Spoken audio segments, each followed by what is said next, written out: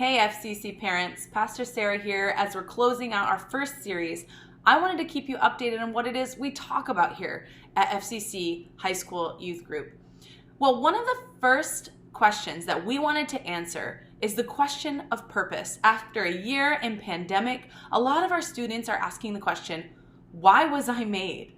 And so we created a series called You Were Made for This. And we started all the way at the very beginning to identify 4 key purposes that every Christian has in their life.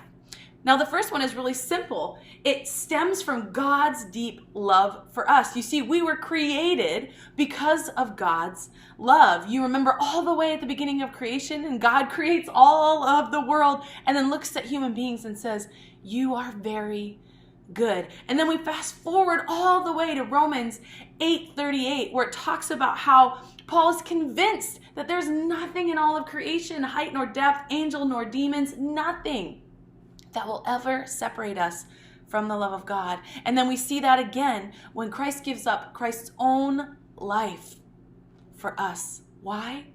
For God so loved the world. And so the first purpose we taught our students is that you were made to be loved by God. Simply because of God's love, you exist, and that is all there is to it. You don't have to earn it. There's nothing you have to do in order to achieve that. There's nothing you could do. You were made to be loved by God. This is such an important reminder as students struggle with hopelessness, trying to identify why they were created. And I've sat at many a hospital bed needing to remind students that they were created out of God's deep love for them. Now, that moves us into our second purpose, which I like to describe as you're creating this big puzzle and then there's like that one piece that's missing and you're so unsatisfied. Often I hear from students that they're unsatisfied with their lives. And I believe the reason is because they're not fulfilling their second purpose.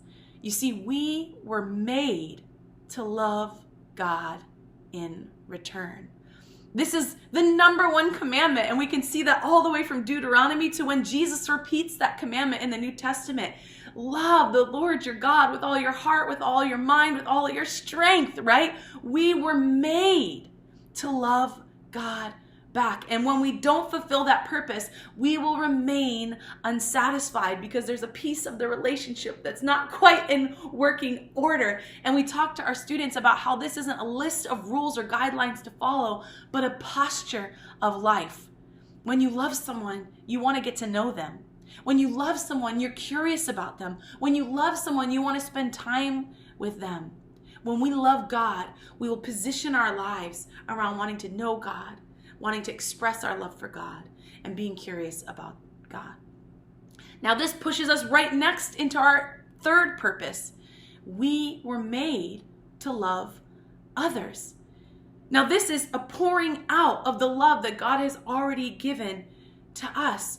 We were created to love other people. This is something that God shows us at the very beginning when God says it's not good for man to be alone. We see that in the wisdom books when God says it's better that there are 2 rather than 1. We see this in the way that Jesus lived his everyday life.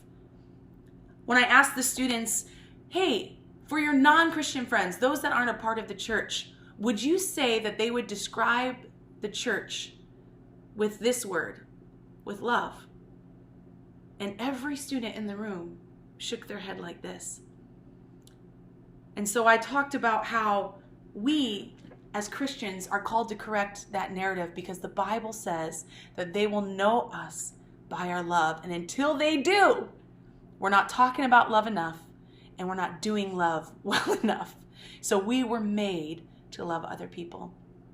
And then finally, we talked about we were made to help heal the world. That's right. We are God's hands and feet on earth. We are part of the reconciliation of the world. We talked about how in Romans that it says that the earth is crying out in agony as if in labor, waiting to be made right again. We are a part of that story. God uses his people. in order to reconcile the world. And that means hurting people. That means a hurting world. We are created in order to address the brokenness that we see around us. So we were made to be loved by God. We were made to love God in return. We were made to love others. We were made as God's hands and feet to help heal the world. So I hope this was helpful for you as you get to talk to your students about what we're talking about here. And I also hope it was a blessing to you. You also were made to be loved by God. You were made to love God in return. You were made to love others. And you were made to be God's hands and feet on earth. May God be with you. I'll see you all soon.